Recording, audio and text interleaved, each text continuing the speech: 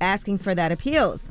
Now, according to this filing, they're saying they want the court to do one of three things: reverse his conviction and grant him a new trial in a different venue, or return the case to a lower court for resentencing. He was found guilty in the death of George Floyd on counts of second-degree unintentional murder, third-degree murder, and second-degree manslaughter, and sentenced to 22 and a half years in prison last June. Now, according to Chauvin's lawyers, they're saying that pretrial publicity, jurors' concerns for their safety, the potential for riots to break out if Chauvin was acquitted, and physical threats to the courthouse is what prevented him from getting a fair trial. They're saying it was overwhelming media coverage that exposed the jurors literally every day to news demonizing Chauvin and glorifying George Floyd. So nothing to do with the 8-minute, 46-second video that everybody in the world saw. Nothing to do with that. Like that, we actually saw you commit the crime. Nothing to do with that, huh? Now, lawyers for Chauvin also argued that his sentence should be reduced, as the sentence for someone without a criminal history would have been about 150 months, but he got 270 months. And they said that abuse of a position of authority is not an aggravating factor that would allow for his upward sentencing. What was that line? I don't know why he doesn't realize that what he did. You killed somebody in cold blood. Right. You kneeled on their neck for 8 minutes and 46 seconds. You didn't think of none of those consequences, when you were doing that, because you didn't think there were going to be any. Speaking of abuse of power, because you think that you're a white man who's a police officer, you could have got away with that. But no, that's not how that worked in that situation. That situation. Well, let's take it over to the war in Ukraine, Russia's war in Ukraine. And Putin has threatened anybody who interferes or intervenes from the outside and poses unacceptable threats of a strategic nature to Russia. He said they should know our counter-retaliatory strikes will take place with lightning speed. He also said that we have all the tools to do this, the kind that no one else can boast of right now, which is referring to the hypersonic missile that they deployed last month. He said, we will not boast. We will use them if necessary. I want everyone to know that all the decisions have been made in this regard. He said that quite a few times already. He just keeps threatening. I don't know how many times somebody has to threaten people with nuclear weapons before folks take them serious. I don't know what to do in that situation.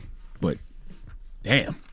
like what are you going to just wait till he uses them? He just keeps doing it. Just keep poking us in the forehead. All right. Well, that is your front page news. All right. Well, get it off your chest. 800-585-1051. If you need to vent, phone lines are wide open again. 800-585-1051. If you need to vent, something's bothering you, or you want to spread some positivity, the phone lines are wide open. It's The Breakfast Club. Good morning. The Breakfast Club.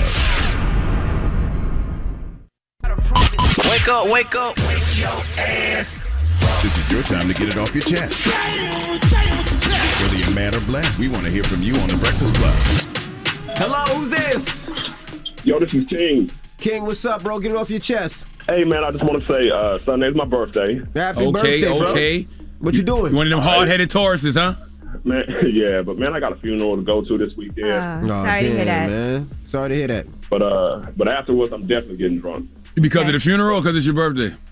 Well, a little bit of both. True. Okay. But I got my wife and I were trying to get a house, and they want me to remove disputes from my credit. Okay. I don't know how.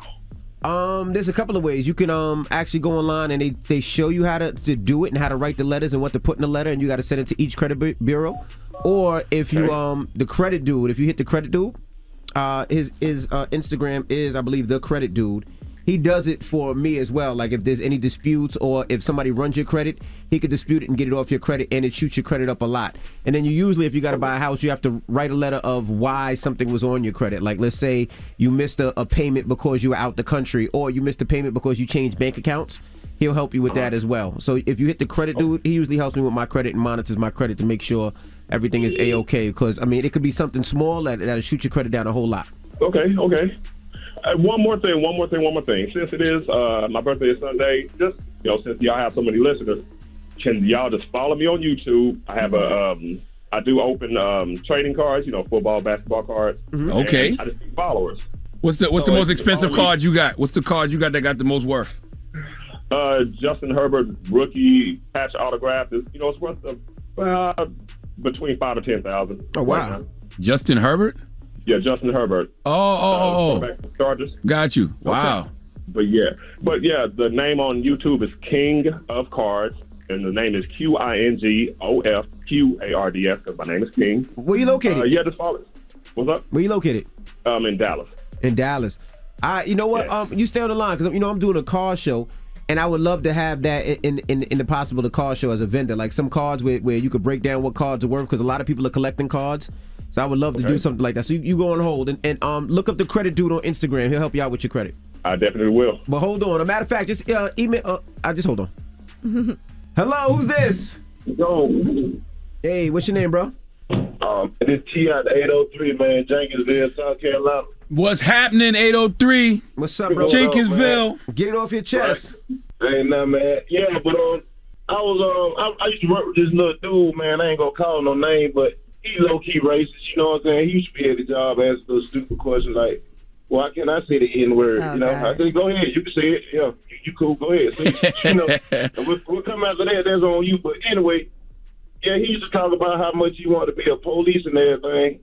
And like years later, up to today, on the way home, I swear I seen him driving a police car yesterday, man. I said, man, I know they ain't put that man on the floor. So you mad at that man because he fulfilled his dreams and you haven't fulfilled yours yet? Huh? Why don't you set some goals and intentions for yourself? No, I got me, Charlamagne. I want to holler at you about a few or two, man, but give some time. I'm working on. I'm waiting to hear you, brother. I want to hear about him. All right. But yeah, no, I just think it's crazy, man. They need to screen these people a little better, man, because he ain't built for that, man. He real scared. And, man, I don't understand it. Well, give us some more context because a racist person doesn't have permission to use the N-word. So what's the context of him wanting to use the N-word? Really don't nobody got permission to use. You know what I'm saying? But that's just the type of person he is. I just want to put that out there like that. Because imagine him on the police force. No, I'm with you because there's some culturally clueless white people who hear it in songs and hear us use it amongst each other and they want to be cool and they ask those stupid questions. Well, how come white people can't say it? Hey, but check it though. He mixed with Indian, man. I don't get it. It ain't even that. Your phone going in and out. Your phone going in now, bro. I said he Indian. I don't know what that means. He's Indian? Yeah. I thought you said he envying. I was like, what background is that? So he probably don't even see himself as white then. Hey. But on the lighter note, man, if I could, I would like to promote my little sister's bakery. There you go. Nene Sweet. She based out of South Carolina and Georgia. Hey, man, she A1. But just check her out on Instagram, Nene Sweet. That's Nene's_sweet on Instagram, man. Check out, support her, man. Black woman. We got to do it. I respect that, brother. Salute to Nene Sweet. Get it off your chest. 800-585-1051. If you need to vent, hit us up now. It's The Breakfast Club. Good morning. The Breakfast Club.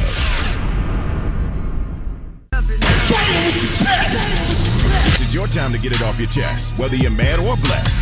So you better have the same energy. We want to hear from you on The Breakfast Club. Hello, who's this? Hello? This is Jeremy. Hello? Hey, Jeremy. Hello? Yeah, go ahead. Hey. How y'all doing? Blessings. Good morning. Good morning, Peace, man. King. Everybody. Get it off your chest, brother. Yeah, I got get off my chest is Angela Yee. Yes, why, sir. Why when it comes to the men sticking up for themselves because of the women abuse, you're silent about the cases? What case are you talking about? Well, you got Johnny Depp. You got all these other men dealing with the same cases with the crazy women. What's going on with Johnny Depp? Well, you got a crazy white woman for one. Nah, Johnny Depp and Amber Heard case is crazy, but I mean, you see that case, you could see that they're clearly abusive to each other. Even though she did try to get over on him by writing that op-ed and acting like she wasn't abusive as well. And you see all these other stories. Like what else? About other women. I mean, the Black China situation. The Black China I've been reporting that Black China situation every day. Oh, yeah, but I'm talking about the fact that you're talking about the fact that she pulled the gun on Rob and said she was just playing. Yeah. Yeah, I get it. I didn't say that I agreed with that. A wine glass. Huh? I definitely did not say I agree with that. I definitely said we don't play around like that. But there's a double standard. You don't play around like that. Yeah, I don't think that that's an innocent thing. That's not a joke. It's clear. I mean, it's clearly a double standard, though. I mean, it's not just Angela Yee. It's just the way that those cases are reported in the media are different when it's a woman doing the abuse versus a man. We know that. Exactly. And nothing wrong with you, Angela. I get it. You're trying to stick up for the women because, yes, there is a lot of abusive men out here and stuff like that. But Lord have mercy. When you see right in front of your face, you got to be like, yeah. Okay, Jeremy. Okay. Jeremy's right. He's 100% correct.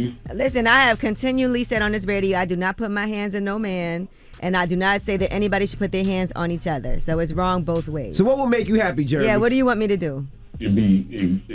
I don't think it's just a ye thing though. I just think that there's a lack of consistency across the board when it comes to these type of situations. I mean, that's how it's always been. I remember somebody had a domestic case and everybody was laughing at him at one time. I mean, that's just how it is when it comes to things. When it comes to a woman, it comes to a woman abusing a man, it's a double standard. It just is what it is. And then we stick up for the men. All of a sudden, now we're abusive.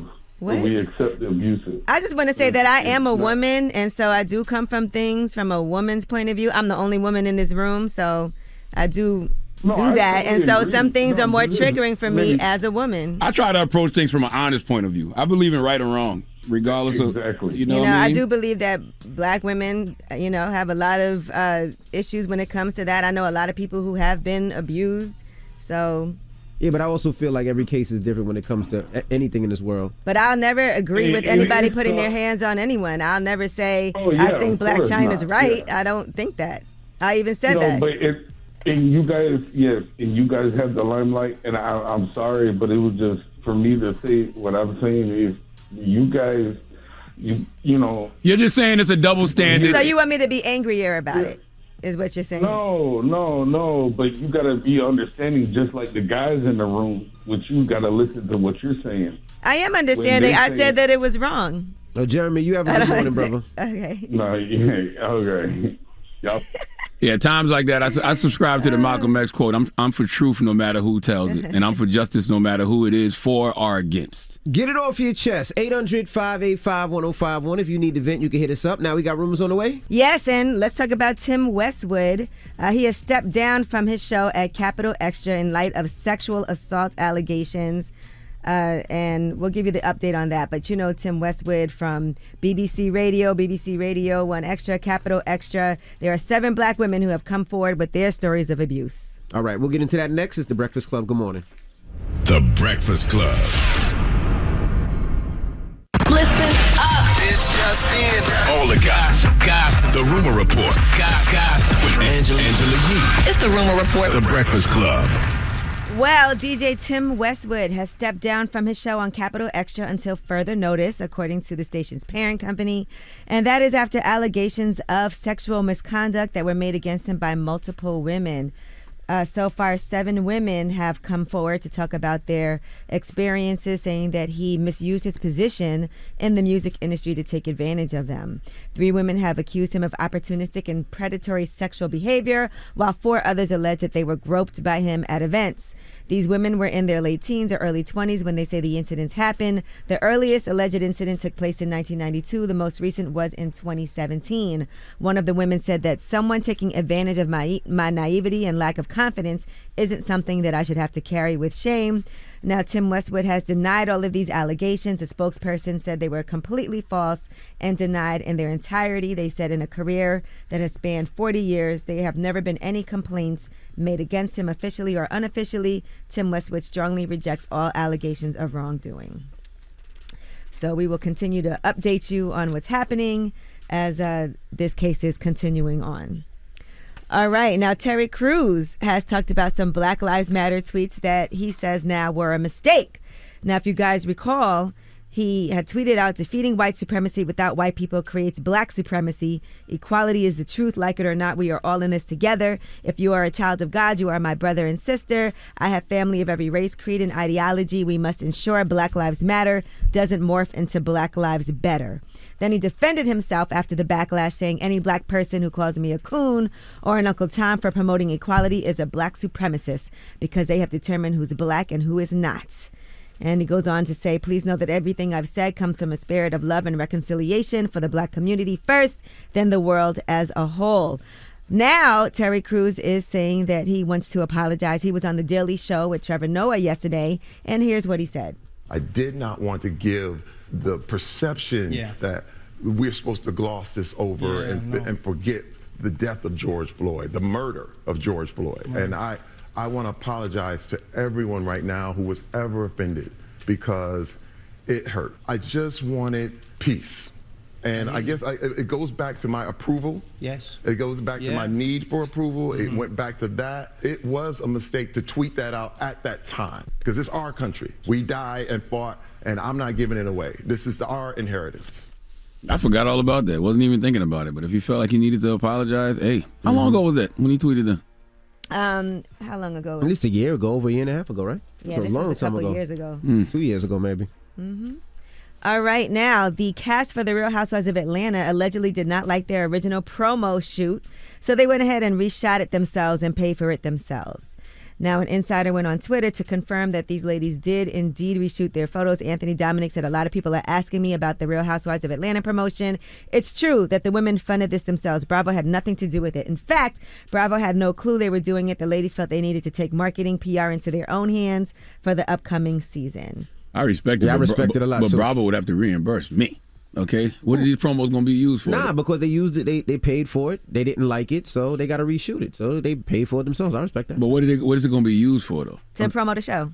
But on what? On television? I'm sure. It's just pictures. Also probably for social media. Yeah. Social media. Yeah, because the TV network ain't going to go for that. All right, well, the new season does premiere this Sunday, by the way, on Bravo. How you mess up holding a peach? How you can't get good pictures of that? I mean, it could be the way that you look. It could be the lighting. It could be a whole host of things. Hoax? Host of things. Oh, host. You said hoax. I said host. You said they was holding apples instead of peaches. We heard you, Andy. Shut up. All right, well, that is your rumor report. All right, we got front page news next. What are we talking about? Yes, a man in Detroit is freed from prison after being wrongfully convicted of kidnapping and rape. All right, we'll get into that next. It's The Breakfast Club. Good morning. The Breakfast Club. Your mornings will never be the same. What up, y'all? It's DJ Envy. Make the switch to the General Insurance, and you could save over $500 on your car insurance. Imagine what you could do with that money, right? Call 800-GENERAL or visit thegeneral.com. The General Auto Insurance Services, Inc., an insurance agency, Nashville, Tennessee. Some restrictions apply. WWPR FM HD1 New York. An iHeartRadio station. Let me put a little bit of The Breakfast Club up in your lifestyle. DJ Envy, Angela Yee, Charlamagne the God. Rocking with the best. Morning, everybody. It's DJ Envy, Angela Yee, Charlamagne the God. We are The Breakfast Club. Let's get in some front page news. All right, now last night the Bucks beat the Bulls 116-100. The Greek Freak had 33 points, 9 rebounds. The Warriors beat Denver 102-98. Steph Curry had 30 points. And the NBA Minute is brought to you by Hennessy, the spirit of the NBA. That Celtics-Bucks series in the second round is going to be one for the books. I think it's going to be a great series. Definitely going to 7 games. I don't know who wins that one. It's a toss-up. I lean towards Milwaukee because of their championship experience, but that's going to be a great one. All right, what you got, Yeezy? All right, a man in Detroit who spent 15 years in prison after pleading no contest to kidnapping and sex crimes in 2007 was exonerated yesterday. Now, the Detroit News reports that Terrence Calhoun, who's now 35, was wrongfully convicted of sexually assaulting one teenager and attempting to kidnap another teen in Detroit in 2006. He was convicted the following year of rape and kidnapping and has since spent 15 years in prison. He is now a free man after a rediscovered rape kit revealed that DNA evidence helped prove he did not commit those sexual assault crimes. And although a 2007 DNA test revealed that his DNA was not found, his attorney told reporters he wasn't sure why his client wasn't exonerated then. His DNA was tested again in 2019, which showed the same result and ultimately spearheaded his journey toward exoneration. And there'll be no consequences to whoever falsely accused him. Who lied now? That man lost his freedom, damaged his reputation, and all he gets is a my bad. And that's why these things will continue to happen, because there's never any consequences to people who make these false allegations. All right. I don't understand why with the DNA exclusion, though, that didn't happen back then. It feels like a legal issue in court. If you see that it doesn't match back then you test it again in 2019. I'm confused about that. All right. Now, Brittany Griner is trending, and that is after it's announced that Russia recently released a U.S. Marine veteran, and she does still remain in custody. According to reports, Russia and the United States have carried out an unexpected prisoner exchange, and that is trading U.S. Marine veteran Trevor Reed, who's 30, for a convicted Russian drug trafficker who was serving a long prison sentence in America. Here is what they said about Russia's release of Reed. The release of Trevor Reed, him returning home to his family, receiving the health care that he has long needed, does not change our approach or view, opposition, or the president's intention. All right, now following that announcement, a lot of people went on Twitter like, what is going on with Brittany Griner? She has been detained all of this time since February 17th after they found vape cartridges while searching her luggage. And they said those cartridges contained oil derived from cannabis, which could carry a maximum penalty of 10 years in prison. Here's what they have to say about Brittany Griner. We'll continue to advocate for the immediate and unconditional release of Paul Whelan at every opportunity, and using wrongful detention as a bargaining chip represents a threat to the safety of everyone traveling, working, and living abroad. All right. Well, you know, I saw the good sister Tamika Mallory make a good point, and she was saying that, you know, they tried to organize an international movement around the release of Brittany Griner because the supporters of the Marine vet organized their people and pushed. And, you know, everybody's telling folks to be quiet about the Brittany Griner situation. They want to negotiate behind the scenes, and maybe the lack of public pressure is what's causing her to still be detained. Yeah, maybe there should be public pressure. Maybe they should stop telling people, you know, not to speak out about it.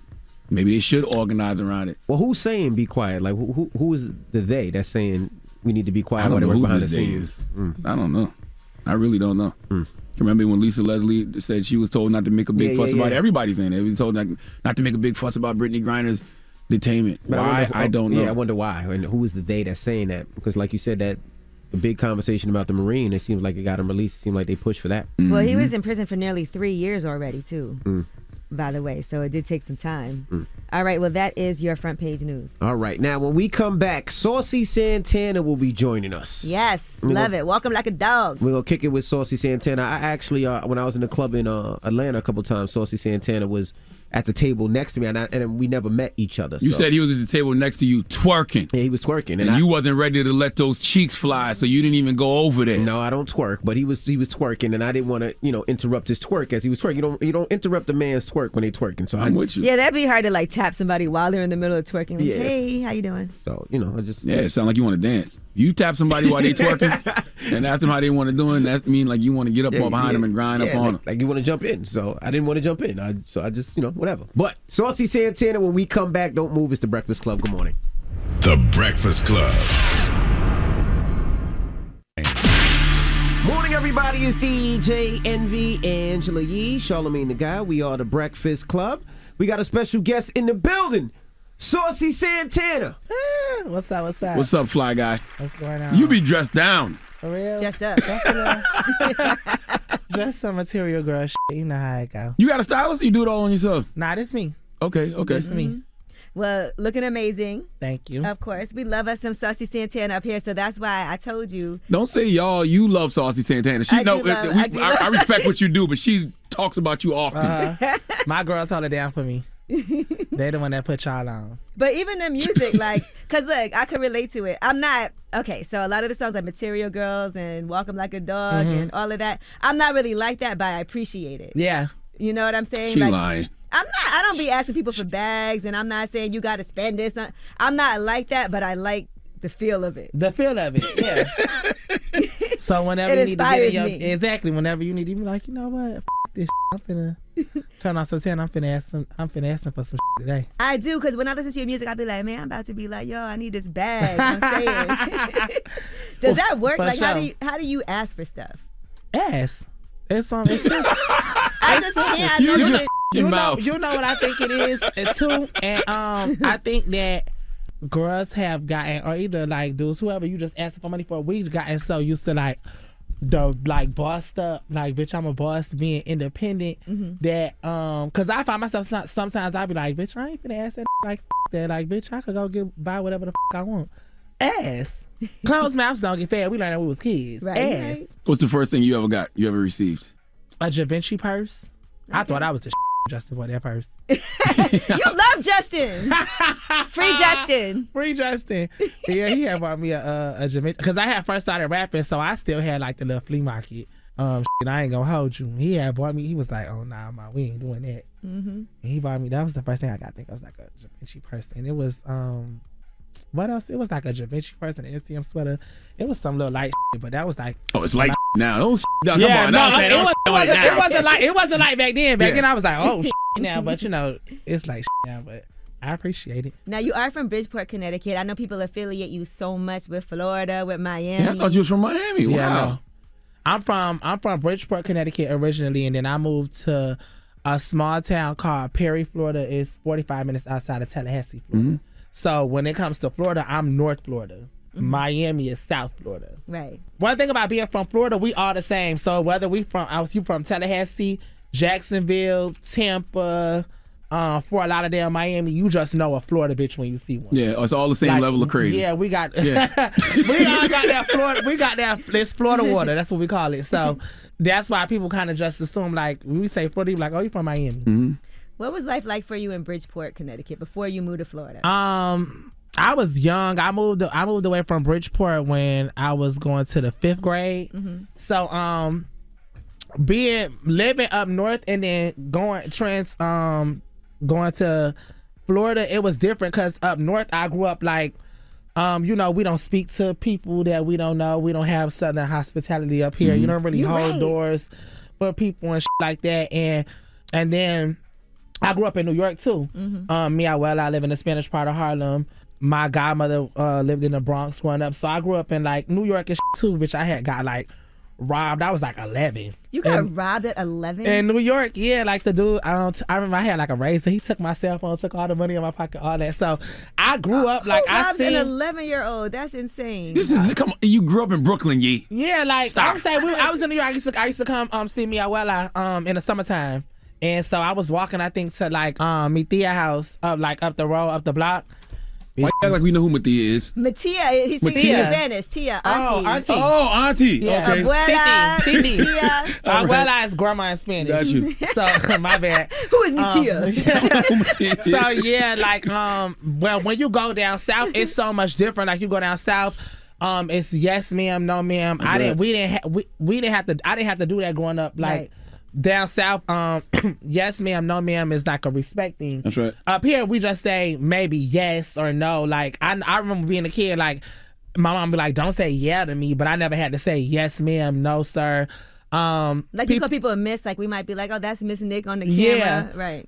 Or holding doors for people. We riding by, people beeping their horn, waving at you. I'm like, who the is there? Why y'all talking to me? Yeah. And down south we say cuz. Mm-hmm. So I'm like, Mom, I go to school. They be like, what's up, cuz? I'm not nobody cuz. I do not know y'all. So it's like it's totally different. Mm. Do you feel like now, because we have an expectation when we see Saucy Santana, like you gotta be done up because we're so used to seeing you like that, and then you're always very like over the top. Just fun. Do you feel like you have to live up to that every time people see you now? I don't. I still just have in my head that I'm human like everybody else. I'm not a fucking robot or, So it's like I have my days where you might catch me at the gas station looking bummy. I don't got no haircut. Lashes need a refill. Bitch, I need a pedicure. I'm not taking a picture today. Like, I just came to get a blunt or, I came to get some gas or something like. So I still pride myself in just making sure that I don't let nobody make me feel like, like I'm not a person. Mm-hmm. Right. And you always knew you wanted to rap? No, never, ever. I always laughed at people when they was like, I'm gonna be a rapper. I grew up, my cousins used to rap. I grew up with boys in school used to rap. I used to be like, get the out of here, bitch. You ain't gonna be no rapper. Like that's not a thing. It's not a viable job. Yeah, and so I feel like now how time has changed. I blew up off SoundCloud. City Girls blew up off SoundCloud. But back then when I was a kid, that was not that. Like you couldn't drop no SoundCloud song and be like, oh yeah, you finna get a career and you're finna go. Like, yeah, you needed all of that. So what was the first one? Was it Walk? Was Walk the thing that took off? No, Walk 'Em Like a Dog was my first song. 2019. Okay. I put it on SoundCloud. It did 1 million plays in a week. Wow. Why do you think people latched on to that so quickly? Because it was relatable. I grew up around a lot of girls, my mama, my girl cousins. I just grew up around girls, so I seen all of the things that women dealt with and I just put it in a song. Then me being gay, me being like, I know the shit that, what I'm saying, you going through in a relationship with me. And so it was just like, I was like, shit, f it, I'm gonna make something that, because I had, my initial thing was I had did a freestyle to Tatiana at the time, by Blueface. Mm-hmm. And it had like started going viral like in Tallahassee in the city. People wanted me to come to the club They were playing it at the Moon. We in Quincy, they playing a song. The Moon. Wow. I'm on the Tallahassee. Shout out to DJ Demp. Yeah, DJ Demp. So I was like, okay, like I got some little motion going on. Let me make a real. Initially, I thought I was gonna make a song that all the girls was gonna like, and I was gonna be able to just go to the club and get a little $1,000 or something to, do the song. Once I put "Walk 'Em Like a Dog" out, and it did that many plays in a week, like people started paying attention, and people started calling like, yo, like what's up? And then even after that, a lot of people don't know Material Girl was my second song. Oh, okay. Oh, I didn't It know just blew up the end of last year on TikTok. But I did Material Girl in 2019. Sheesh, everybody loves that song. Material Girl, that the one that Z-Way uses in her new promo, or that's something else? Yep, I just seen it yesterday. Okay, It's a TV show, right? She had on pink or Yeah, something. yeah. That's my song. You had to clear that, right? They didn't. Yeah, Okay. but that go through all the labels and all that right there. But So I don't be in all them conversations. I be somewhere on tour or something. So which one is Walk? Walk. Let me see. Walk. That's my song that came too. later. That came later. Walk was 2020.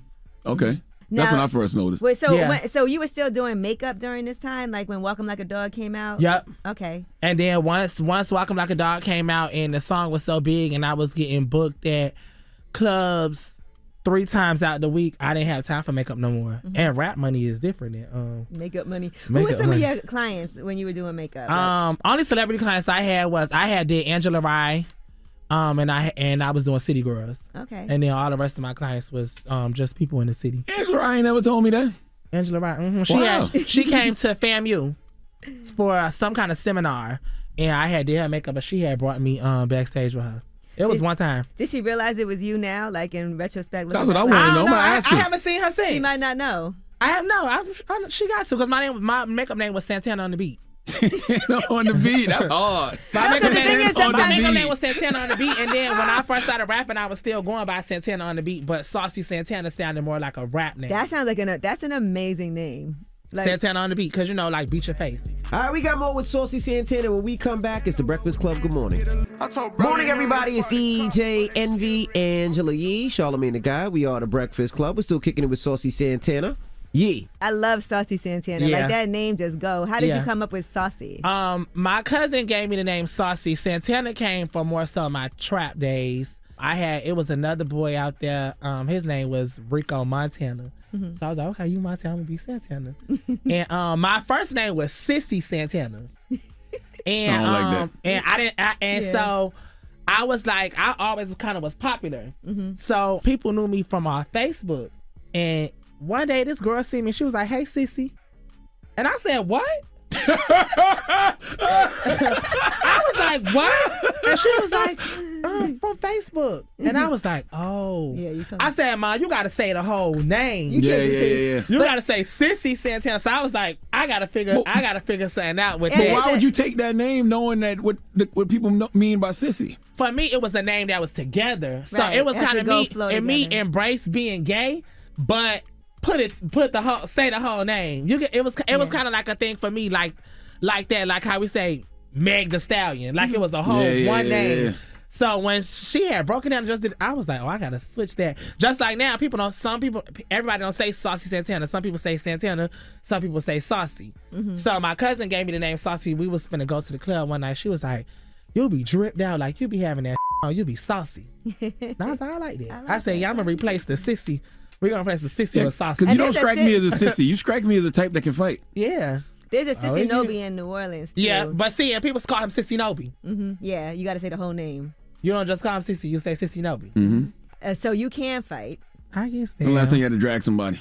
It's been a while. I people don't play with me. I ain't have to fight since like when I first moved to Atlanta, like in 2020. That was 2 years ago. Yeah, but that's a long time pandemic for me, because before being famous, like I was wild. Why? Because you was a gay and people used to try you? Yeah, I always felt like that too, because I never grew up fighting girls, and I never grew up fighting gay boys. I always fought boys. Throughout high school, going through with my homegirls, they try them. I'm the one that got to fight the boyfriend, or I disrespect my homegirls. We outside, bitch. Now I'm outside like, hey, tell bro, come out. So I know a lot of people that know me before being famous is like, yo, that bitch was a hothead. Like I was always in it So for me, for 2 years to not have to be nowhere I go, everywhere with my security, and I just carry myself like a celebrity, that's a long time for me, 2 years. Mm-hmm. And so since you really started kind of blowing up like at the end of 2019 and then the pandemic hit, how did that affect you? The pandemic had a bit shook. I had just came out with me and Lotto had just dropped our song Up and Down. And Lotto was bubbling at the time. She already had Bitch from the South, so she was finna, you know what I'm saying, go. And we had dropped our song Up and Down, and then the pandemic came, and I'm like, wait, what the f we supposed to do? So now all of us was on Instagram selling promo and kind of I was like, I don't know what the f about to happen, man. This too early in my career for the world to be talking about it's shutting down and like, what? Like, I couldn't go to the studio. It was nothing. It was nothing to do. I can't get booked for no shows. And at the time, you know, we make a lot of money off shows and stuff like that. So I was like, I didn't know what was going on. So how did you make money during that time? All of us was on Instagram. You wanted promoting people businesses. We was doing everything. Like, you know, I was thinking about getting back in the field, but I was like, I really want to be a rapper, so I don't want to go, you know, back to that. I stopped doing, you know what I'm saying, trapping and shit for a reason. But I had to make that shit work off just, you know what I'm saying. Really, only thing I remember was we had Instagram. Getting on Instagram, selling shit, promoting shit. Lives too. But that ain't make me no money. But it does bring attention. Which it brought attention. It brought does get you opportunities followers. later on. Yeah. So you got to look at it like that. It might not be like being on his live got me money, but it did get me a bunch more followers because people did affiliate you a lot with the friendship that you guys had too. But if it don't translate into dollars, it don't really make much sense. Nope. I know bitches with 5 million followers and $5. But somebody not working. Yeah, you gotta know how to work. That's what I'm saying. You gotta know how to work it. Now you still sort of a hothead though. We saw you throw a bottle at Lotto's DJ while on stage. Why that happened? Apparently on tour it was prank day. This is my first tour, so I'm not familiar with it being a prank day or whatever the case is with that. So for me, it was like I don't play when it comes to rap. I don't play when it comes to performing. And I feel like it could be my own insecurity. I don't know how other people look at it, but I feel like I already have a big personality. People know me for the lives with Young Miami and just being funny, and that's just my personality. I've always been like that. I want people to respect me and take me serious as a rapper first before anything. I don't want you to feel like you could play with me. And I don't like gimmicks. I feel like I've gotten as far as I am because I've been authentically myself. So for me to be performing Walk 'Em Like a Dog and you bring chihuahuas out, I was offended. And first of all, I'm a gangster bitch. You should have brought Rottweilers out there. Okay. Some shit. Don't bring no mother Paris Hilton dog on stage. How many was it? It was 2 of them. It's and cute, I just though. kind of looked, I was like, but that just give me gimmicky, like I wouldn't have did that. Like, right, because people thought you did it. Yeah, because I perform well. That's all I got on tour. Like, yo, you put on a fucking show. Like, you be doing your shit. I don't need nobody bringing no dogs out. Like, I just thought we at work, we on tour, we professionals. When you DJing, I ain't coming out here doing no crazy shit during your set. I'm not sending nobody else, you know, anywhere. And I want to clear up that because I seen a lot of people was talking shit like it was Lotto. Lotto, she backstage preparing hair, wig changes, all that. So it wasn't necessarily a thing like, oh, it was Lotto's fault. My thing is y'all doing a prank day and y'all pranked everybody except Lotto. You know what I'm saying? And then it's like, you know, that just made me feel like you don't take me serious as an artist. Because who the is you to come out with some dogs while I'm performing?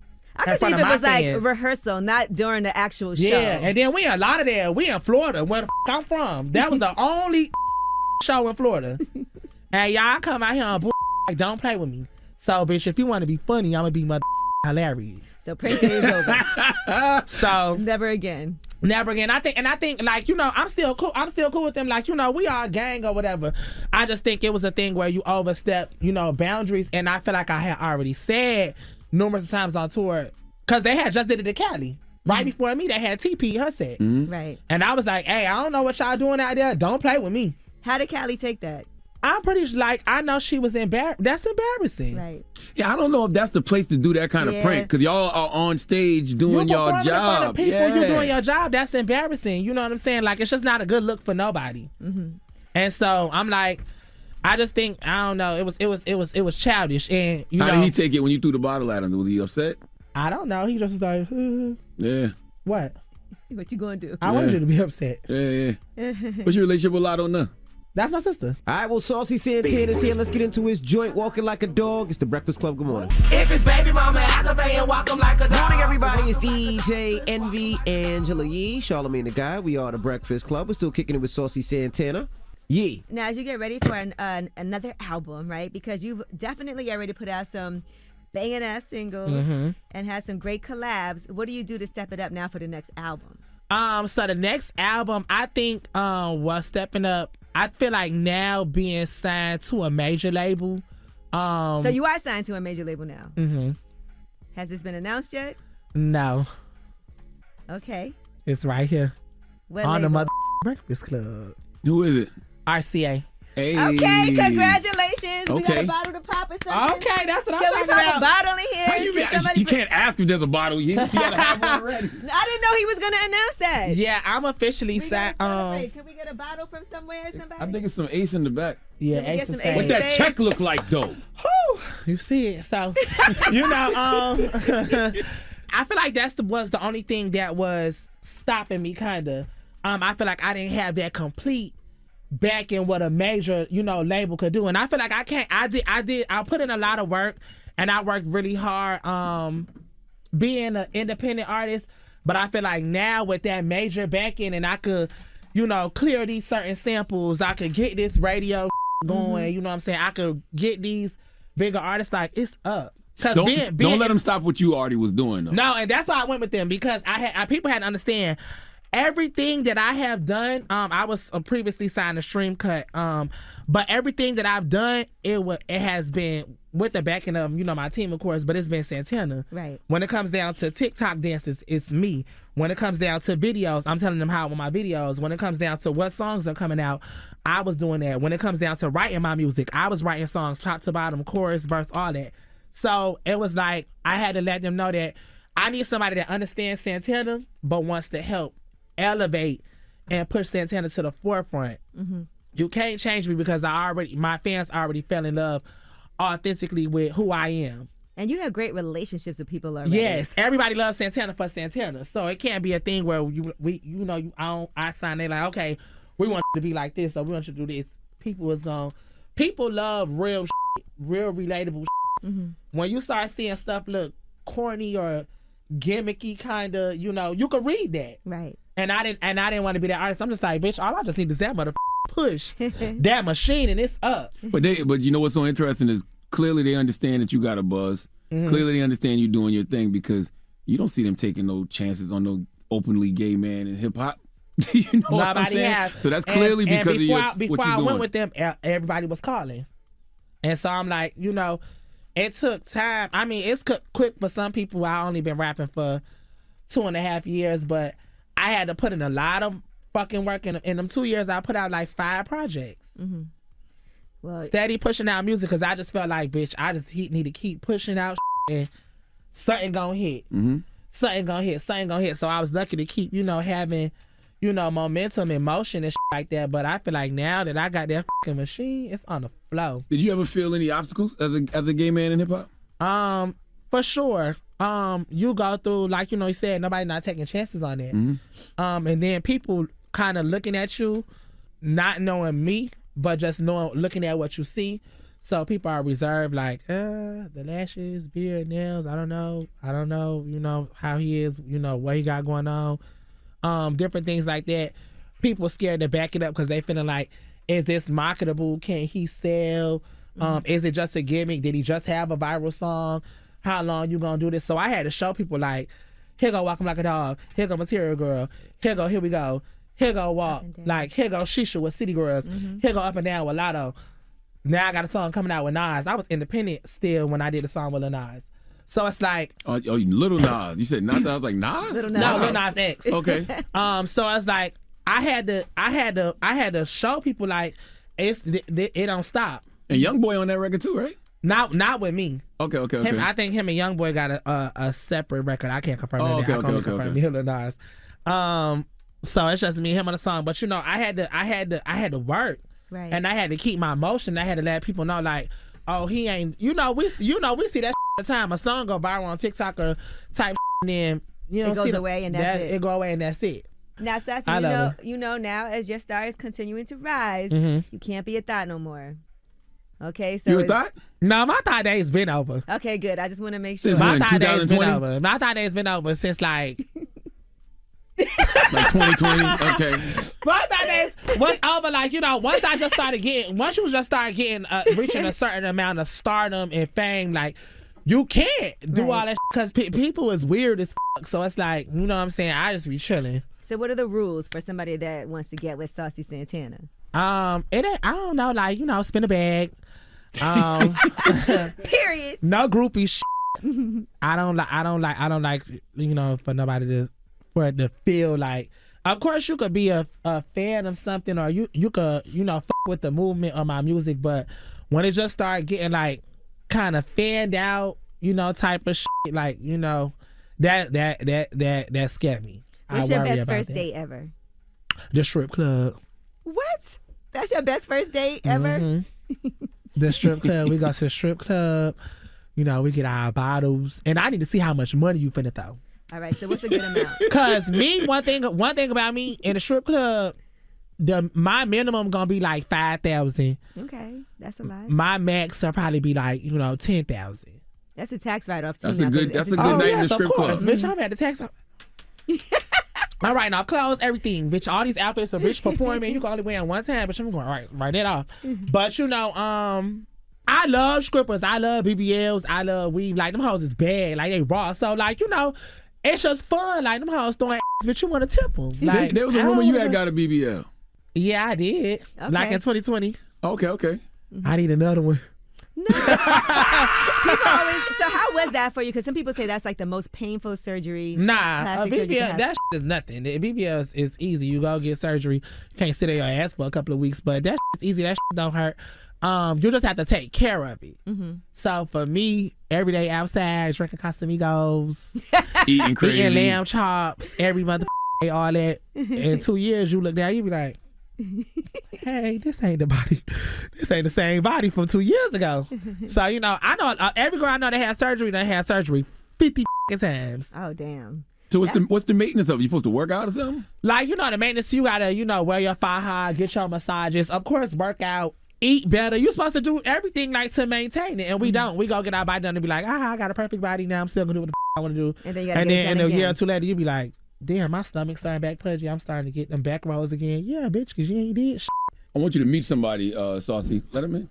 This is Art. He's a youngin' here at the radio station. What's up? He really enjoys your twerk videos because Art told him. You bugging the out. I'm not lying. I'm dead serious. Art enjoys your twerk videos. He actually said to the room, he was like, y'all don't be watching Saucy Santana twerk videos? You enjoy them? Entertainment. I thought it was funny.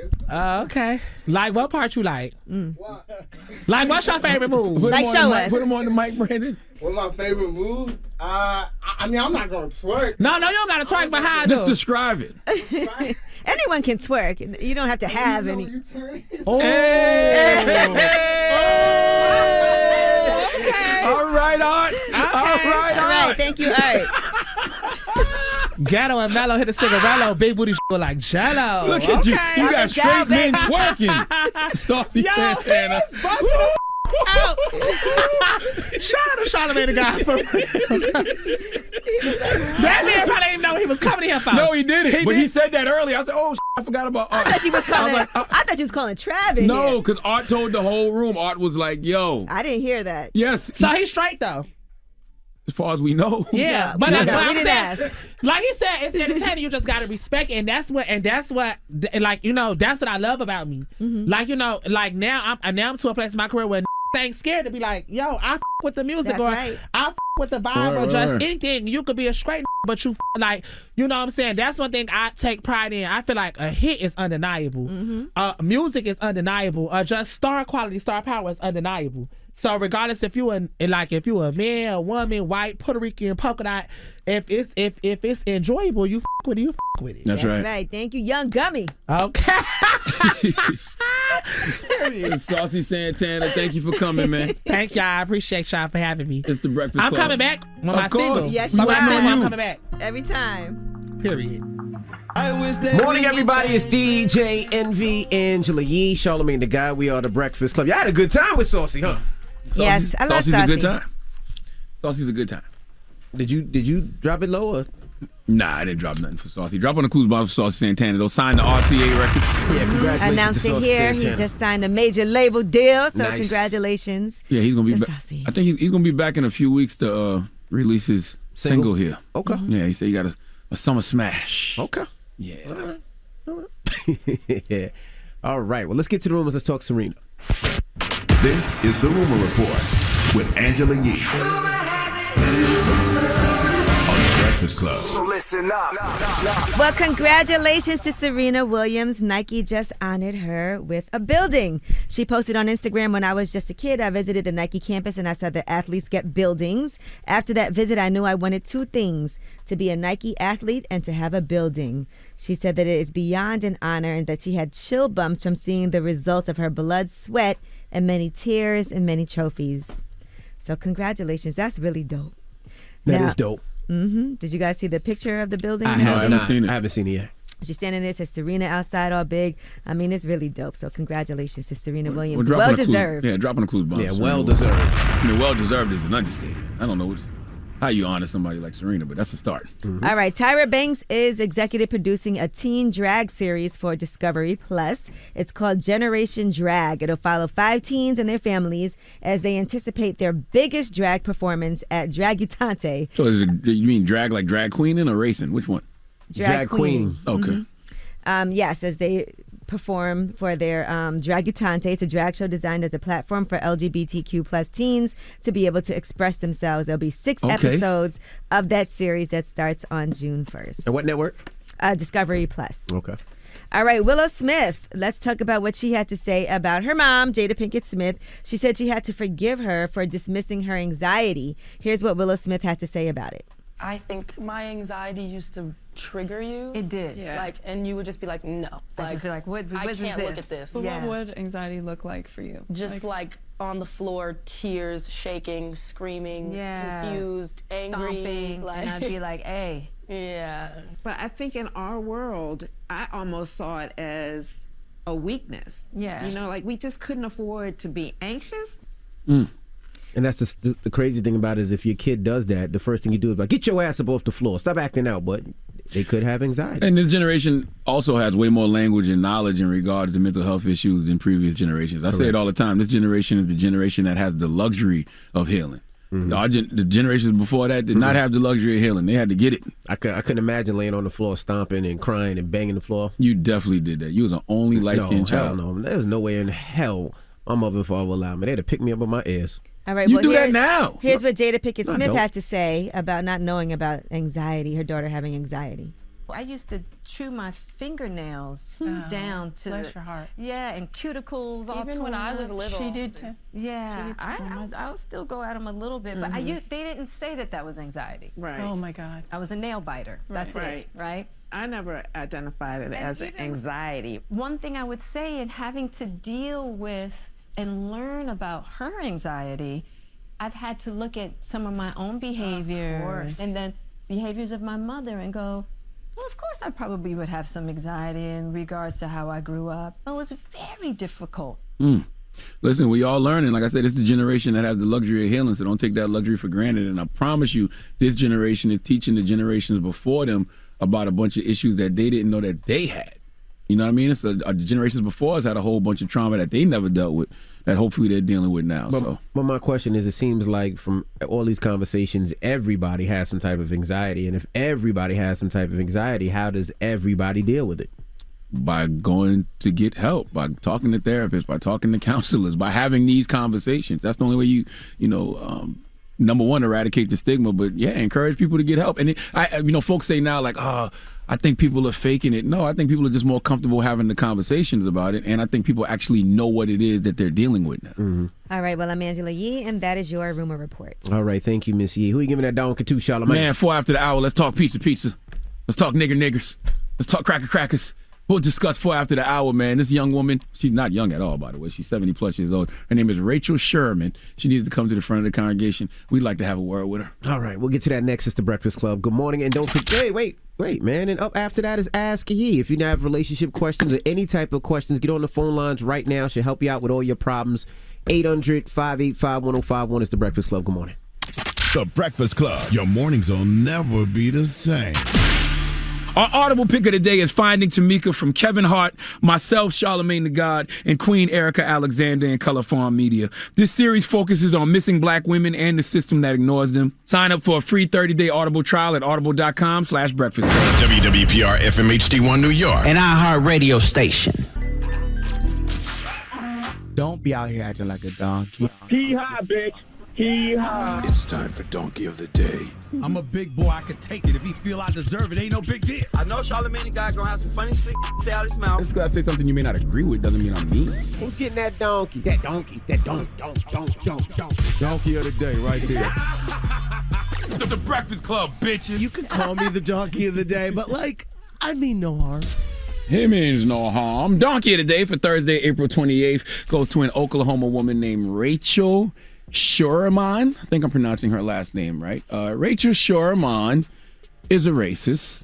Okay, not surprising. I mean, this is America. But what I find comical about racism in America is how, when, and why these racist folks choose to show their racist asses. Okay, see, there's so many covert racists out here. The covert ones are the most deadly because those are the ones usually in positions of power who can impact you in ways that we feel but can't see.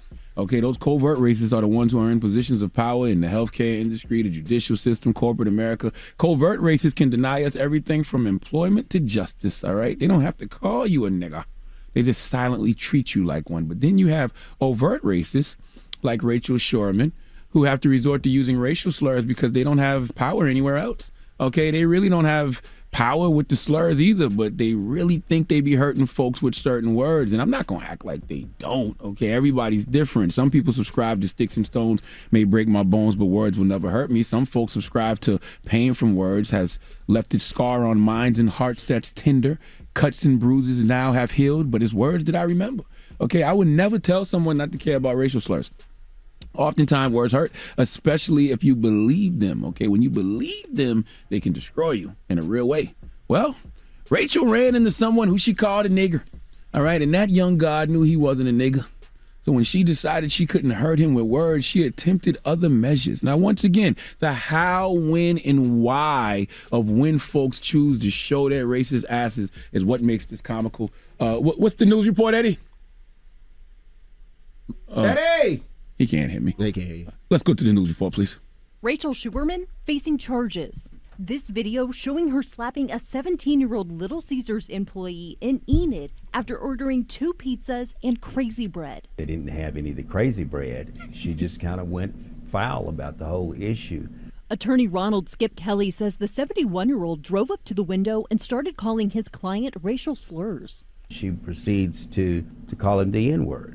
She don't just call him the N-word, she prefaces with, "You effing N person." Then, documents show Charlamagne asked the teen, quote, "Did that hurt you?" When the 17-year-old said no, she got out of the car and slapped him across the face. You know, if that didn't hurt you, then I'll slap you and see if that hurts you. This young man did the best that he could do to control himself. 2 weeks later, the 71-year-old charged with a malicious harassment based upon race charge. That charge carries more weight than a standard assault. That was KFOR News. Come on, man. Cracker wanted pizza, and Crazy Cracker lost it because there was no crazy bread. Now she called him the N-word and then asked him, "Did that hurt you?" Could you play that part again? Play that one part again.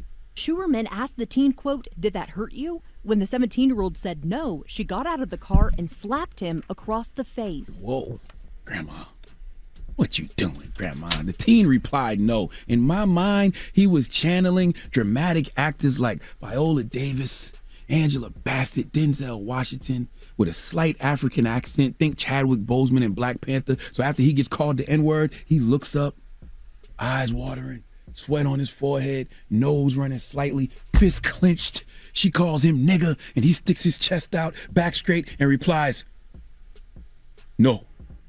Listen, the only thing I wish is that we gotta stop this high road stuff, okay? I know Michelle Obama said when they go low, we go high. And Uncle Charlotte used to say when they go low, you take it to the floor with them, scrub the devil damn ground. But here's the reality. Sometimes when they go low, you don't gotta go high, okay? But you can go medium, All right? But I also believe in giving folks the same energy they give me. So if I'm working at Little Caesars and you come for pizza, and you call me nigga, trust me, you may not get the crazy bread because we don't have any, but you're going to get these crazy crackers. You're going to get a Samuel L. Jackson level tongue lashing, okay? Every white racial slur I can think of, I'm delivering. Even if I'm not in a car, I would act like I'm honking a horn just to call you a honky, okay? A colonizer. This woman wanted to hurt this black man.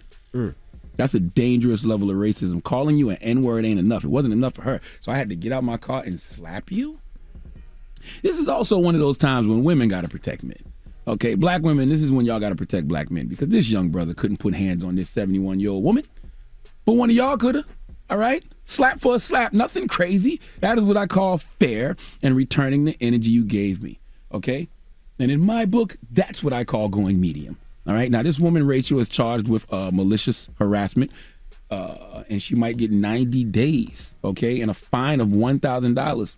If you ask me, she earned every bit of it. That actually might not even be enough of a punishment. Not at all. Because there's malicious intent, all right? And she wanted to hurt him. Calling him the N-word wasn't enough. She got out of his car and slapped him. How traumatized is this young man? Should have threw a bucket of tomato sauce in the car. This is when y'all supposed to be traumatized. Y'all got traumatized watching Will Smith, slap Chris Rock at the Oscars. Yes. Okay? I'm traumatized by this situation right here, right now. Okay? Can Kathy Griffin handle my light work? Please give this giant jar of mayo the biggest hee-haw. Chelsea Handler want in on this? Hee-haw, hee-haw. That is way too much Dan mayonnaise. Now, Chris Rock, I know you don't like to see people get slapped. I know you got something to say. Cracker ass cracker. Now, who got my girl in there? My girl in there? Oh, give me my girl. Let me hit my girl. Hit it one more time. My goodness. That's what I'm talking about. All right. That's what I'm talking about right there. All right. Well, thank you for that donkey today. Yes, indeed. All right. Ask Ye is next. 800-585-1051. If you need relationship advice or any type of advice, call Ye right now. Phone lines are wide open. It's The Breakfast Club. Good morning. The Breakfast Club. Come on. Need relationship advice? Need personal advice? Just need real advice. Call up now for Ask Ye. Keep it real. Morning, everybody. It's DJ MV Angela Yee, Charlamagne the God. We are The Breakfast Club. It's time for Ask Ye. Hello, who's this? Stacy, how are you today? Hey, Stacy, how you feeling? What's your question? My question is, I've been with my spouse for 25 years. We separated for 11 months, and he got with somebody else. But so we got back together, and he still was going back and forth with her. But now he takes pictures part-time. So he's going to a party Saturday, and he's saying, he's going to be taking pictures, posting it on his Facebook page, and the girl might be in the pictures. So I have a problem with that. It's making me feel uncomfortable. So I said to him, how would you feel if I was in a group picture with my ex or somebody that wanted to get with me? I wouldn't have a problem with that because I go by what you're saying that you're not with the person. Stacey, I'm trying to understand. So you guys were together, your spouse, right, for over 20 years. You broke up for 11 months. He started seeing somebody else, but he still is back and forth? Yeah, I believe that, yes. We together, but he's back and forth with this chick. Wow. Well, I mean, that sounds like a decision that you have to make. Are you going to deal with being with somebody and your guys are kind of in an open relationship? No, because when I asked the question about, he's like, I'm going to do the pictures, he shouldn't have to explain to me who's in the pictures. So that's just saying to me that you taking pictures of her, no matter if she in the pictures with 5 other people, and you know it's making me feel uncomfortable. How do you feel that that's respectful to me? Yeah, and this is something that, he can easily avoid. He shouldn't even be putting himself in that position. And the fact that you've expressed how you feel and he has no regard for that is not a good thing. Okay, and that's what I said to him. So now he's not talking. My cousin says you got to remove yourself from this. That's not healthy. Why did you guys separate? It was like a family issue, to be honest, and finding that it was making me unhappy. So the 11 months that we was apart, I was finding myself and doing better with God. You know what I mean? I was loving on me. Okay. So, and I was doing good with that, and I have a child with him. So if you were doing better and loving yourself more, why did you get back together with him? Honestly, because I miss being there. You miss him? We had something good. Yeah, we had something good. Okay. Before the incident with us being, going through something, and it was like, it wasn't good. The breakup wasn't good. Okay. But before the breakup, I'm talking about a good provider, a good dad. Like, we was good traveling, doing everything. But you know how it is. You get a taste of something else, and you just lose it. He's just going wild now, and he And I have to accept the fact that, and the taste was something different from our lifestyle. Mm-hmm. So my mom said, when somebody show you who they really are, in a breakup, that's who they are. It seems to me like you feel like this relationship is worth salvaging, but he has to be willing to put in the work. And right now, it doesn't seem like he's willing to put in that work. Right. So I'm just saying, like, today I'm hurting because I have to let it go. Mm-hmm. Well, look. I have a daughter, and she's looking at me saying how much hurt you going to put up with. So I don't want her to think that that's a part of life. Right. And the people around you can see how much hurt you're going through. Sometimes you're in a situation and you want something so badly that you'll try to let things slide, but it is really bothering you. Yes. And I'm saying, as a woman, you seeing something, the way somebody moves different, when they acting different, there's something wrong. So I'm like, I got to make sacrifices. All right. Well, Stacey, you need to decide what's acceptable for you and what is unacceptable. And it feels like he's doing things that you can't accept, and you shouldn't. You shouldn't have to settle for those things. So unless he's willing to put in the work and do what he needs to do, because you are the prize. Yes. I feel that way. Mm-hmm. I feel like I'm a queen. I'm well educated, good job. You know what I'm saying? Good everything, like doing everything on my own. And he can still be a good father and provider for for your daughter, but that doesn't mean that he's going to be good for you right now. And listen, maybe things will change if he sees the grass is not greener on the other side, and if he wakes up and decides to put in that work. But if he's not willing to do the things that you need him to do to earn back your trust and to show you that he loves and appreciates you and cares for you, then you can't settle for that. Yeah. And then women, and like Pastor always said, we have an intuition when we know somebody's doing something wrong to us. And you give a person a chance to tell the truth, and you still lying to me in my face when I know the truth. Well, at least you can thrive and do amazing and love on yourself because you've been doing it during that. So I want you to continue to do that. And if he's willing to put in that work and you feel like it's worthwhile, that's your decision to make. But if he's not, love on yourself. I needed to hear that today, and I appreciate you for all your wise compliments that you give and your advice. It's really good because I need to hear that today because I am feeling down, but I know I have to be strong for myself and for my daughter. Mm-hmm. And know that I'm worth somebody treating me good and with respect and not disrespecting me. All right. Absolutely. Well, Stacey, we love you, okay? I love you too. All right. Take care. All right. We got more with Yee when we come back. It's the Breakfast Club. Good morning.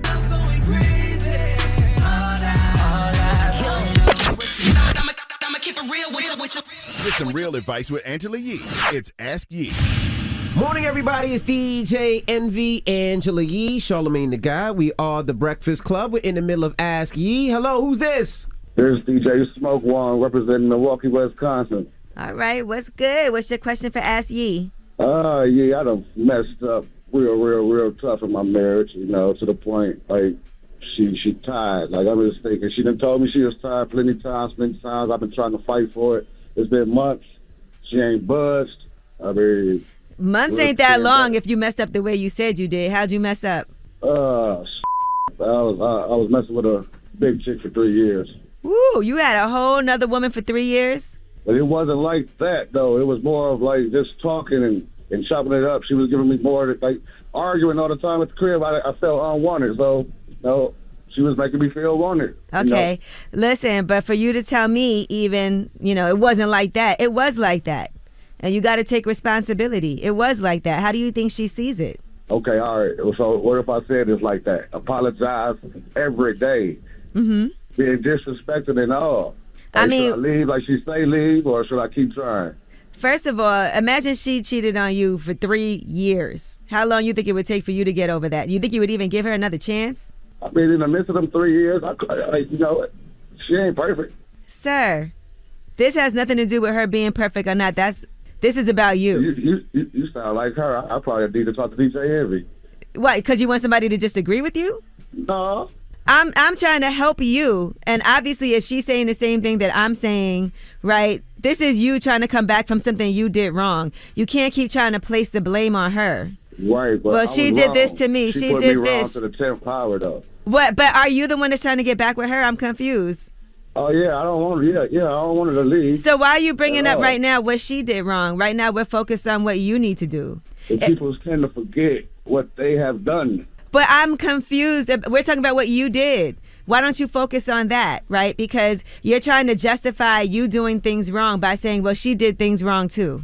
Hey, you make sense. Everybody's saying the same thing. Well, why won't you listen? I guess I have to. I guess the common denominator is me. No, but listen, and I'm not trying to, down you at all or anything. What I'm saying is if you're trying to get somebody back, then you have to first acknowledge the things that you did wrong without trying to place the blame on them and say, well, I did this wrong because you did this to me. Well, don't forget you did this. Well, I've been trying to ask you for months now. Well, you've been treating me this way. Of course she is, right? And then you're still not saying, okay, I was dead wrong for what I did, no matter what you did or how I felt. There was no excuse for me to cheat on you the way that I did. And I want to figure out how to make this right and what I need to do to move forward. But you have to do that without trying to blame her for it. I said it. That comes out like arguing. That's like a defense mechanism. That's when that come out.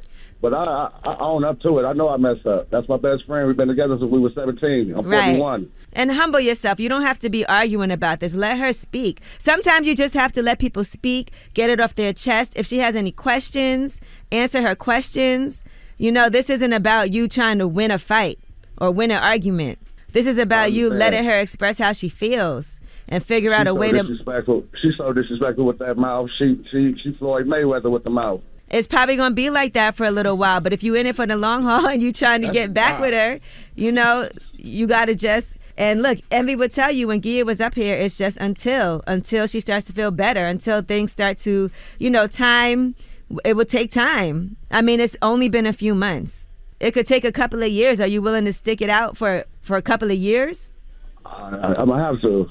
So you might as well just understand that that's what it's going to be like. If this is the work that you need to put in, if this is what she needs to start to help heal on her own journey, if y'all need to get some outside help and sit down with somebody to mediate your conversations to learn how to deal with it better, if she gets mad at you and angry and all you got to do is give her a hug and tell her you love her, you got to do what you got to do. So just continue to take the disrespect and everything else if I want it. I got it. Just continue to listen to her and allow her to vent. Okay. And look at it. I'm looking forward to reading that book. I'm sitting read the book right now for the public library. Read their book and listen. This is her way of trying to heal, and she's probably angry at herself. We feel stupid when we take somebody back after they cheated on us, and she's scared you're gonna do it again and again. Right, and it's been a 3-year relationship. She's thinking she did something wrong. She's thinking that you're in love with somebody else. She's thinking it's still going on. It's not over. She's thinking you never loved her in the first place. All of those things will go through her mind. I got it. All right. Put in the work. All right. Good looking. Hey, I love your show, too. Lip service to give a world a whole different perspective of you. All right. I appreciate it. Thank you. All right, well, that was Ask Yee, 800-585-1051. Now we got rumors on the way, Yee? We'll be talking about more relationships. Rob Kardashian, he says that he wasn't really in love with Blac Chyna and that their toxic relationship was not real love. All right, well, keep it locked. We got more. It's The Breakfast Club. Good morning. The Breakfast Club. Man, the things you learn up here. Word. Wow. I love it. Morning, everybody. It's DJ Envy, Angela Yee, Charlamagne the Guy. We are The Breakfast Club. Let's get to the rumors. Let's talk ASAP Rocky. It's about time. What's going on? Rumor report. This is the Rumor Report with Angela Yee on The Breakfast Club.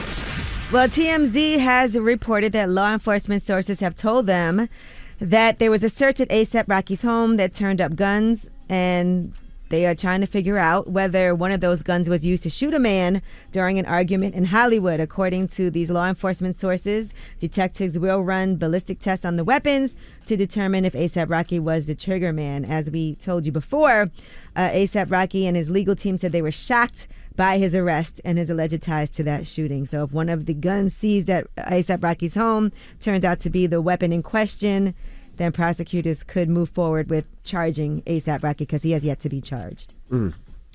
All right, Rob Kardashian has taken the stand in this trial between Blac Chyna and the Kardashian-Jenner family, and he talked about their, quote, toxic relationship. He was asked why he stayed in a relationship with her after she repeatedly disrespected his family, as well as, as their relationship progressed, not showing up to a baby shower the family tried to plan, negative tweets, comments on social media about the Kardashians and the Jenners, and even alleged death threats that were made to Kylie Jenner. According to Rob Kardashian, he said he was at the lowest point in his life.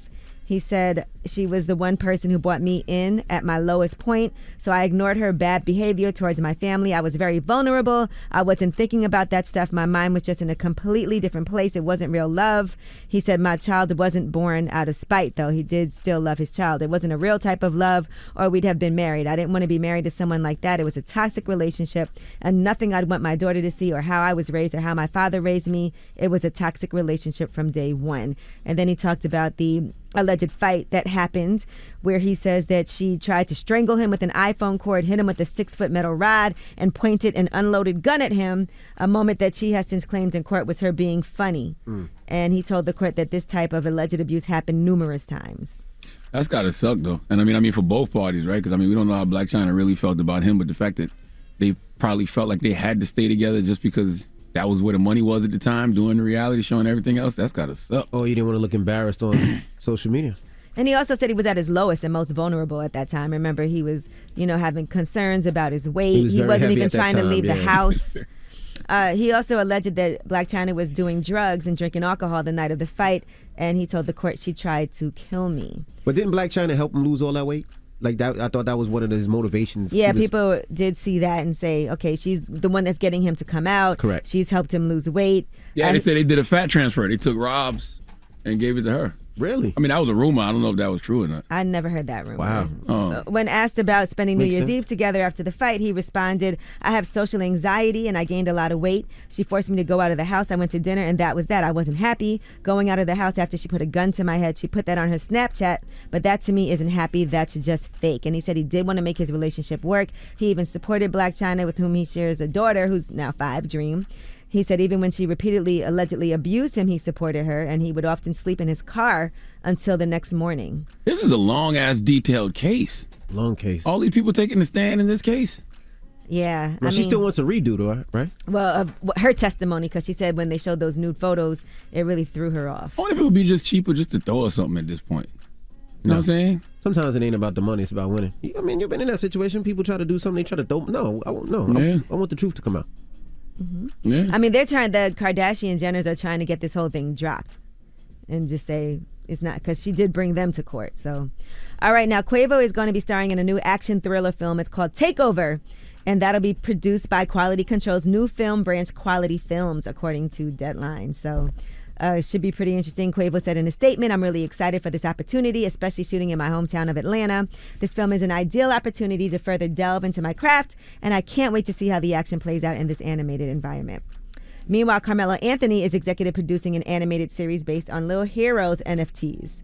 And so he said, we are excited to be partnering with Exile on what we believe is one of the most unique and innovative ideas for an animated series in a long time. He said, at Creative 7, we are always looking to support dynamic projects like this that are reinvigorating the traditional content landscape. It's an honor for me to be voicing one of the Little Heroes, and we can't wait for everyone to see what's in store for this project. All right, and Netflix has announced their summer slate and some dates and new movies that they're going to be having. Beauty, which is written by Lena Waithe and also stars Niecy Nash. And it's a gifted young black woman struggles to maintain her voice and identity after she's offered a lucrative recording contract. Also, Civil, that's actually a look at the life of Ben Crump, civil rights attorney Ben Crump. And that's directed by Nadia Hallgreen and produced by Kenya Barris. Day Shift, that is starring and executive produced by Jamie Foxx, and Snoop Dogg is starring in that, as well as Megan Good. Jamie Foxx stars as a hardworking blue-collar dad who just wants to provide a good life for his quick-witted daughter.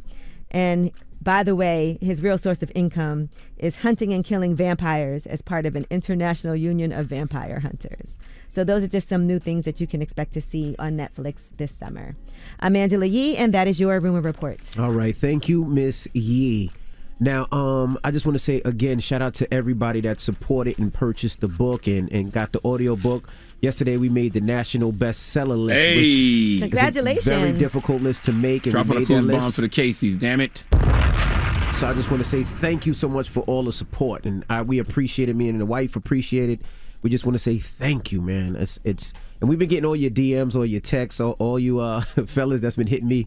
I ain't even gonna tell you. Hey. But now they've been asking, like, a lot of fellas hit me, but like, well, I want to know what I did to make my woman start to orgasm. They ask how. That's not a conversation you should be having with you. That's a conversation you should be having with her. I know, but I'm telling you what they DMing me. That'd be weird if those guys hit up Gia like, Yeah, what did he do? So what do you reply back to them? Like, I can show you how to, get off. That's what you say to them? You play too much. I asked you a question. I would like an answer. Don't dismiss me like you're dismissing the people in the DM. Well, DM him. Well, how about I send it to you and you can DM him back? I just want to know what advice do you give him? I haven't given anybody advice as yet. All right. Okay. Goodness gracious, you make everything so awkward. I'm trying to say thank you to everybody out there, man. Awkward. Hush, anyway, hush. The mix is up next, and happy birthday Vamonos. to Too Short. Today is Too Short's birthday. Dropping the clues bombs for Too Short, damn it. Happy birthday! And it's only right to start the mix off with Too Short. It's the Breakfast Club. Good morning. The Breakfast Club. Your mornings will never be the same. What up, y'all? It's DJ Envy. Make the switch to the General Insurance, and you could save over $500 on your car insurance. Imagine what you could do with that money, right? Call 800-GENERAL or visit thegeneral.com. The General Auto Insurance Services, Inc., an insurance agency, Nashville, Tennessee. Some restrictions. Good morning, everybody. It's DJ Envy, Angela Yee, Charlamagne the Guy. We are the Breakfast Club. Now we got a shout to Saucy Santana for joining us this morning. Yes, love me some Saucy Santana. Congratulations on your new deal, boo. Yeah, congrats on the deal. And I think he's coming back up, right, to release a single? Yeah, he's coming back in a few weeks to release his single that he's dropping for the summer, man. So salute to RCA Records. Salute to my man Jay Grant. I mean, that's how you know Saucy Santana doing this thing in the streets, because you don't see these people investing in the openly gay man. And I know times have changed, but they ain't changed that much. Saucy be making some hit records, though, and he's been doing that now for like 3 years. So. Right. But that's my point. Well deserved. Well deserved, yeah. And Absolutely. he's going to be on Lip Service, too, on Tuesday, and it's explosive. That's why I said that's how you know Saucy doing his thing, you know what I mean? Because they see the buzz, they see his talent, and they're like, yo, they're investing in that. That's right. Salute to RCA. All right, when we come back, we got the positive note. It's the Breakfast Club. Good morning. Yeah. Morning, everybody. It's DJ Envy, Angela Yee, Charlamagne the Guy. We are the Breakfast Club. Now, Charlamagne, you got a positive note? Hey, I do have a positive note, man. I know this is just going to fall on deaf ears in this social media era that we live in, but I just want to tell y'all, if you didn't see it with your own eyes or hear it with your own ears, don't invent it with your small mind and share it with your big ass mouth. Okay? Okay. Breakfast Club, bitches! Y'all finished or y'all done?